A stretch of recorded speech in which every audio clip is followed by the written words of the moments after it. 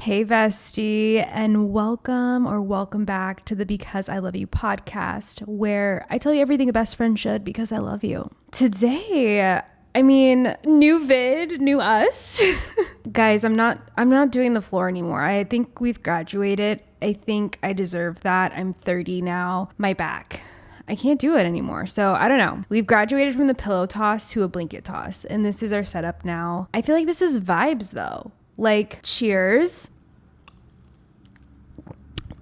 Ew, sorry, that was so gross. I don't know what I thought I was doing trying to be an ASMR channel. But this is honestly vibes. I hope that you guys are open and receptive to me changing the format. And I wanted to kind of talk with you guys about it. Just and where my head's at, right? So I feel like I've been a little bit paranoid because I've been feeling, little like feelings of burnout bubbling up all over again. And you guys know last year I really dealt with a lot of mental health issues, and burnout was obviously in the mix of that beautiful chaotic smoothie of whatever the hell was going on with me. But I just am very cognizant now of when there's like a shift with my mental health. Nothing is like concerning at this point. It's just that, okay, I feel things are getting a little bit off for me, and I want to pull back and honor like what I'm feeling and pivot and make the proper accommodations. So what I've noticed for me with burnout is that it's this like mundane, redundant routine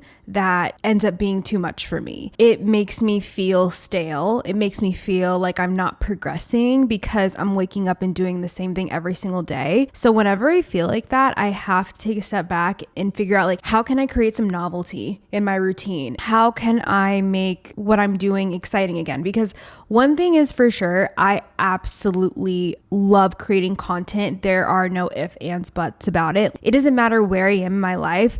The one thing I always want to do is pick up a goddamn camera in any capacity, whether it's my phone, whether it's YouTube.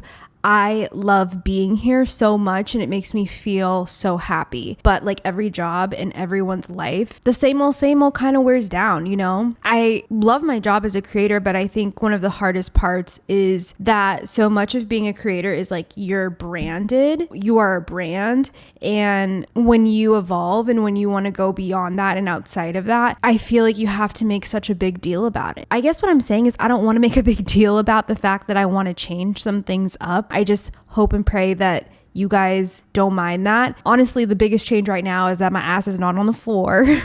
I'm on the couch. You know, I also think that format wise, I want to try experimenting with some things.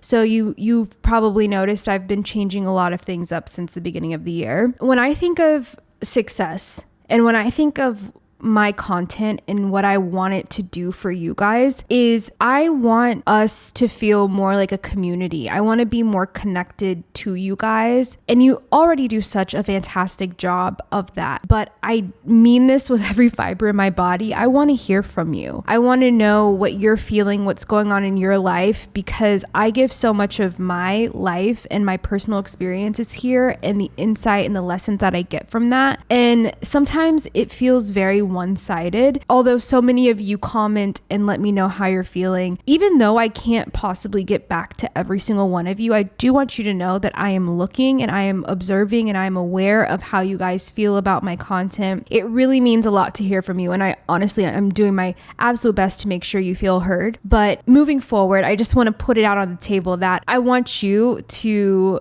make this your space too. And the vibe that I could picture for myself is literally this. I want to have a feeling of having you on this couch, talking to you. Like, some of my best moments in life are really heart to hearts with my friends. So that's what I want to bring to my channel. I think that also means too that I don't want to be so scripted. I want to be more of a free thinker and just like kind of talk from the heart. A lot of my videos are very intentional, very well thought out, and don't worry, that's not going anywhere. But like we're talking right now is kind of how I want to do it in other videos too, where it's more conversational and more podcast feely. I saw this graphic on Instagram the other day and I was like, oh my God, I have to share this because this was kind of my sign that I was getting burnt out, because this sounds exactly like me last year. It says the 12 stages of burnout. Stage 1, you feel there is a strong need to prove yourself.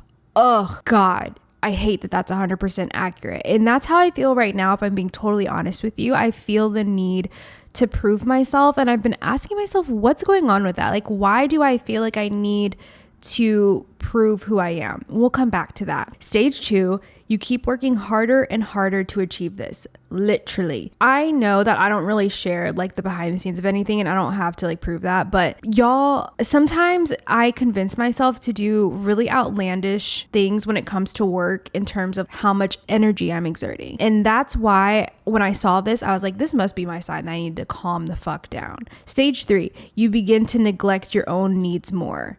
Yes. One thing that I've been honestly doing, that I've noticed myself doing as of recent, is forgetting to eat. And a bitch is always hungry, so that's crazy. Stage 4, you are conflicted and blame others or the situation. I don't know how this would necessarily apply specifically, but I think for me, it might be more misguided aggression, where it's like someone in the line of fire gets my frustration that is due to my own work frustrations. So I could see that being true in some capacity. Stage 5, you change your values to focus on work more. I'd have to think about this one, but I'm sure that I have in some way compromised what's important to me, but I would have to think more about that. Stage 6, you deny the problems that arise due to work stress. Luckily, no, I don't deny that because of my ADHD meds, but I will tell you, last year, absolutely, I was avoiding so much and denying so many other issues in my life because I was so stressed out by being a creator. Stage 7, you withdraw from social life and your family as well. Not now, no, I'm not doing that right now, but last year, absolutely, I was just a lone wolf. Now I'm really cognizant about that. I've made it a point this year to go out of my way to reach out to people, try to set things up. And my God, it's like pulling teeth sometimes to try to like match schedules with people, but we will get there. We will get there. And it's really important for me to have a social life. I don't know that I've ever said this to you guys. So when I started taking my ADHD meds, which are also prescribed for antidepressants, it kind of checks all the boxes, my dreams changed. And something that I found interesting was that my dreams went from me, just me being in my dreams, to at least 15 people being in my dreams. It's happened ever since I started taking the medication. And I remember another time in my life when I had tried antidepressants, that same thing happened. And I'm like, what's up with that? Why is it that every time I take antidepressants, my dreams have a lot of people in them? And I kind of made my own theory about this, and that I feel like what it could be is my brain telling me that I'm not filling my social cup at all, and I'm neglecting quality time with others. And we don't realize how important like human interaction is to our well-being and our health. So I'm literally over here just isolating myself, thinking that that is solving problems, because that means I don't have to deal with other people's bullshit. I don't have to be let down by other people and their expectations. But meanwhile, I'm actually depriving myself, because what I'm realizing now is I would rather be wrapped up in the dynamic of having ups and downs with people rather than be alone, because that's the human experience. You're not going to have perfect people in your life, but that's kind of the point. And in every single person that you meet, you learn something about yourself. So when you isolate yourself from others, I think you do yourself a huge disservice in not getting to evolve and grow and learn what you like and don't like, and learn your own self-worth through other people's actions. I'm not saying you have to hang out with people who don't respect you or people that don't serve you, but I am saying that you can't let a few bad apples spoil the experience for you. There are so many amazing people out there, and what I've realized is I have, in the last years or so, punished myself and punished other people who have wanted to be friends with me because of my own shit in the past. And I've let those people in the past that hurt me win, which isn't fair at all. So yeah, that's a little tangent, but what I'm saying is having social relationships and interactions is so important. And regardless of how you get it, whether that's going to a group fitness class, whether that's doing some community activity, whether that's volunteering, or I don't know, get on Bumble BFF and like actually go on. I've done that. I've literally gone on a blind date with a friend from Bumble BFF, and it was actually so cute and fun. Like, not that many expectations, just like cool. Like dating is fun and dating new people is fun, and it's nice when you know there doesn't have to be anything sexual at the end of it. So honestly, it's, in my opinion, it's a great concept. I haven't done it in a while, but it's kind of nice being like nervous before a friend date and getting to meet someone new. So anyways, stage 8. Your behavior changes, which upsets your loved ones. Absolutely. Stage 9, depersonalization happens. You do not feel like yourself. Holy shit. If I could go back in time and show myself this graphic just so I could feel a little normal and know that like I'm not crazy, that would have been great. I did not know what depersonalization was until last year. And the best way I can explain depersonalization is you get to such a point mentally where I had someone explain it to me, where your body or your mind kind of like leaves your body as a defense mechanism. And that's how it felt. I will never forget the day that it happened. AJ and I went to a Mexican restaurant. We're eating, I order a margarita, I sit down. I have no idea what triggered this to happen, but out of nowhere, I did not feel like I was in my body. No, I did not take drugs. No, I literally had 2 sips of a margarita. And if it was the margarita, holy shit. I think the alcohol did have something to do with it because I was already hormonally so imbalanced. And also now that we had tested my neurotransmitters, we know that shit was fucked up there too. So I'm pretty sure the alcohol wasn't helping. But what happened is I went into a full-blown panic attack and I did not feel like I was in my body. So mind you, I am sitting here eating a fajita in front of AJ.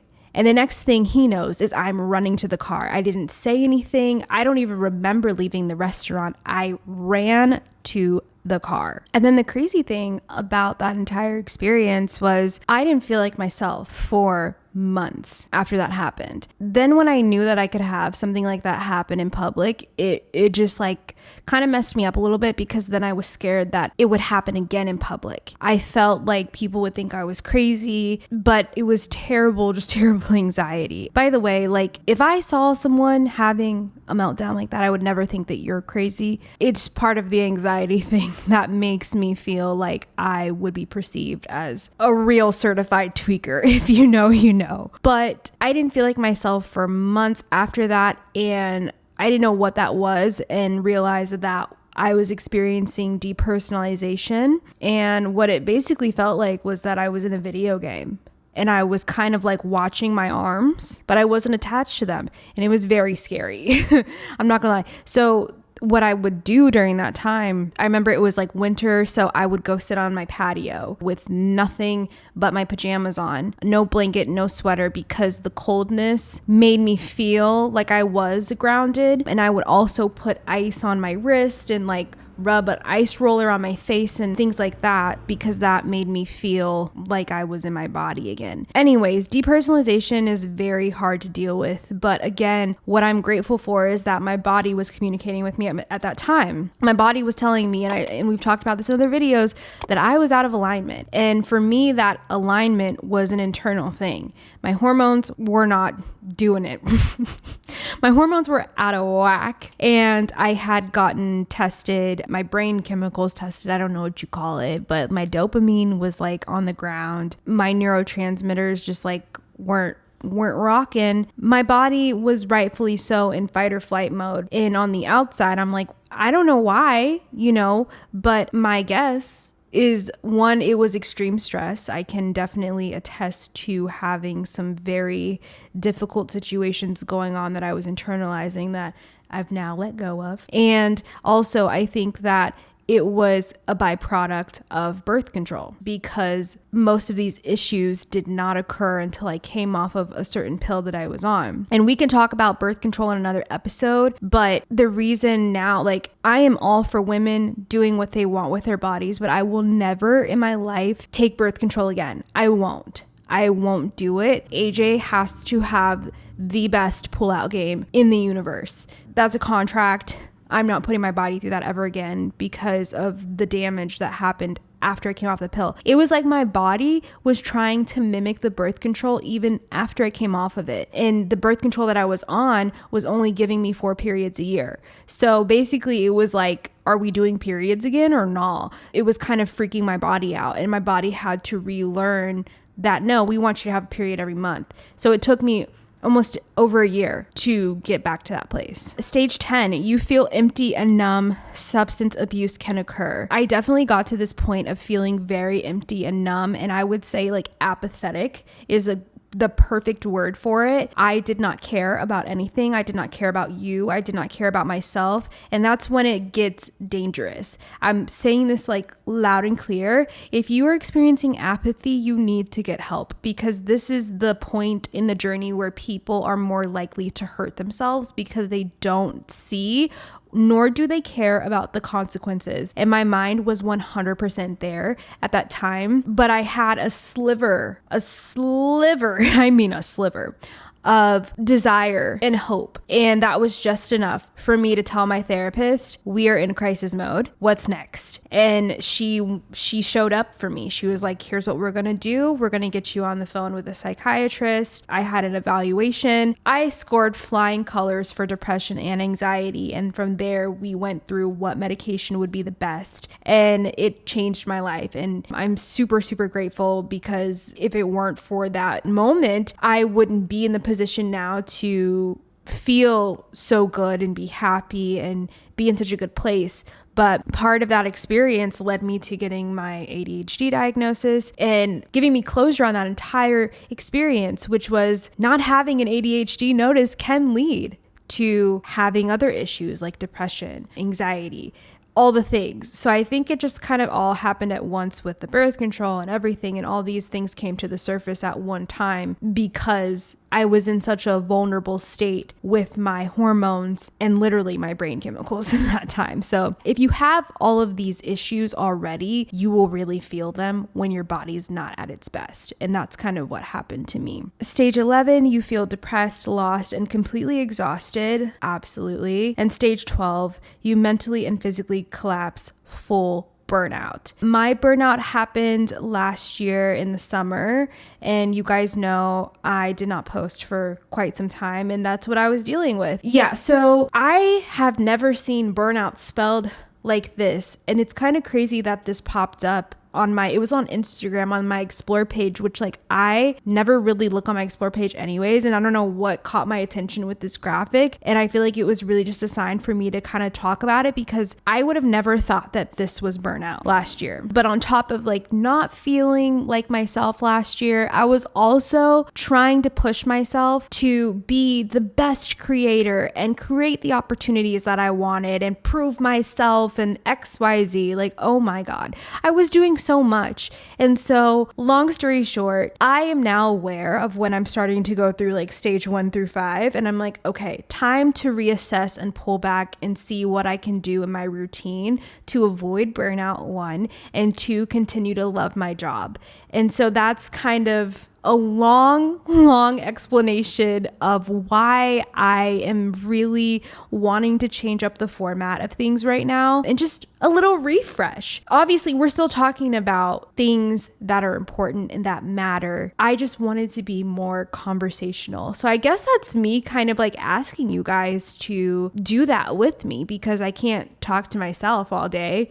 Well, I can technically, and I do, but you know what I'm saying? Like, I just think it's nice. What's so cool about this community with the besties is that we feel so seen here. And I'm only sharing my experiences because I know I'm not that different from you guys. I know that a lot of us face the same issues and a lot of us internalize it. And there's so much healing in just saying something out loud. There's so much healing in even just typing it out. Like, hey, I feel that way too. Or, hey, I've gone through the same thing and this is what I'm doing to feel better. That is what I want the besties to have. Not only are you guys my besties, but by default, you guys are each other's besties. And I think that this community can be something so special that you don't get in a lot of places on the internet. But I love that we can make this space one of the coolest places to be on the internet, because we're a safe space to be your fucking self, to be real, to be honest with yourself, and to really make real changes in your life. So I don't know, I'm really excited and hopeful for that. And I hope that excites you too. But yeah, so you can get a little matcha, pull up, and we can have a little chit chat. I think a part of burnout too, like the first stage of burnout that I mentioned to you guys from that graphic, was that there's this need to prove yourself. And that's like one of the first little signs that you're about to go through a little burnout roller coaster, is like when you feel like you have to prove yourself. And something that really hit me this year, I don't know if it was because I turned 30 or what it was, but out of nowhere, I was like, I don't want to be extraordinary anymore.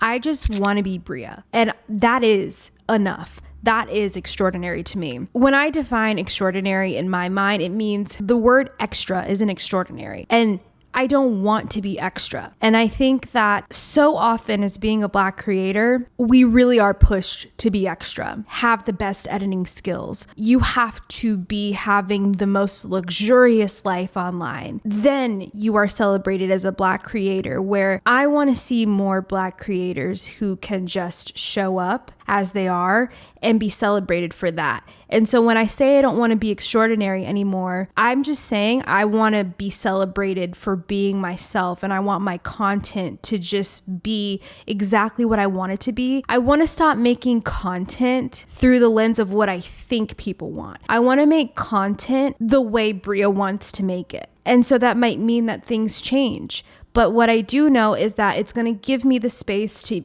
be even more real and raw with you guys, and it's going to give me the space to be so much more of myself. I think it's already kind of shown in like some of my recent content on TikTok and Instagram, because I've been so unserious, like goofball mode, unserious. And that's nothing new. That's just something that I don't really bring to the internet often, because I don't know, it's the realest part of me. And I guess I am holding that back because I don't want someone to like tarnish who I am at my core. But like all things, I'm not going to be everybody's cup of tea. Like we know this, we've realized this. I'm definitely not going to be everyone's cup of tea. And so I don't know, it just recently clicked that like I need to do this job in the way that makes the most sense for me. And that is showing up as myself and not really giving a fuck about how anyone translates that, because it doesn't matter what I do. I could literally be Mother Teresa and someone will still have a problem with me. Literally, that comes with the internet job. So it's like, just get over it and like block. I've gotten so block heavy with my thumbs lately. It doesn't even matter. If you say something like halfway shady, it's next. Oh, like you say something about AJ, next. You say something about me, next. Honestly, it really depends on the day. Like, I don't really care. Sometimes people just really point out the obvious with me, like, oh, Bria, you have hair on your upper lip. Like, no fucking shit, I have hair on my upper lip. My mother is Creole. We all do. So what do you think I don't see myself in the mirror? Goodbye. You might not get blocked for that, but you will get a sassy comment, because why?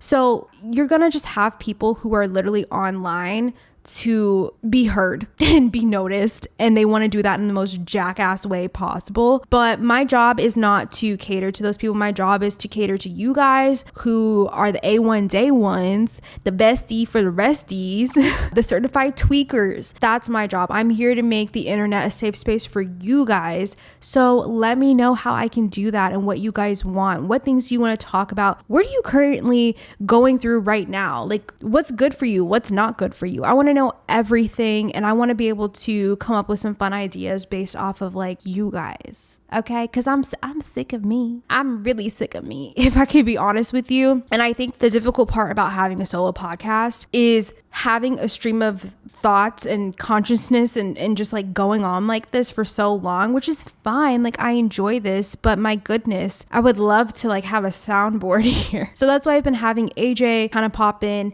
I want to experiment with having more guests on. So another thing I was going to ask you guys is, who do you want to see on here? Is there a podcast you'd like to see me on? If you want to see me on someone else's podcast, why don't you let them know, hit them up in their comments or their DMs, and then also drop them in my comments. We could do a little matchmaker through the besties, okay? What creators are you watching these days on all platforms? Like, who are you looking at? So yeah, this is gonna be fun, but I'm just a little bit tired. And so it doesn't mean I'm gonna stop working. It just means I need to like be a little careful, because I don't wanna go through the 12 stages of burnout, because ultimately once you burn out, you have to take a break. Like, you have to take a break. And I don't like taking breaks. Not right now. The next break I want to take is if I have a kid and I'm on maternity leave, but I don't want to take a break. I'm having fun. I want to create, and I'm just so glad that you're here, and I'm glad that we can do this together and that this can be something we enjoy online as a community. So things are going to be fun and different moving forward. Get excited. But let me know your thoughts in the comments. As I said, don't forget these episodes are available as podcast on Spotify, Apple, Google, wherever you get your podcast. So if you tune in from there, just make sure to hit us with a 5-star review if you like it. Also, if you like these episodes, share them. Share them to your Instagram stories. It's like the easiest way to support us for free. Comment on this video, give it a thumbs up, all the things. Any engagement that you give us is great for the podcast and helps us grow. So share it with your best friends, share it with your family members, anyone who you think might enjoy it. But I'm so happy we could chat and catch up and really talk about this. Kind of helps me sort things out when I get it out like this. I know it's a little more like informal, but like I said, that might be the vibe moving forward. Okay, I love you guys. I'll see you next week.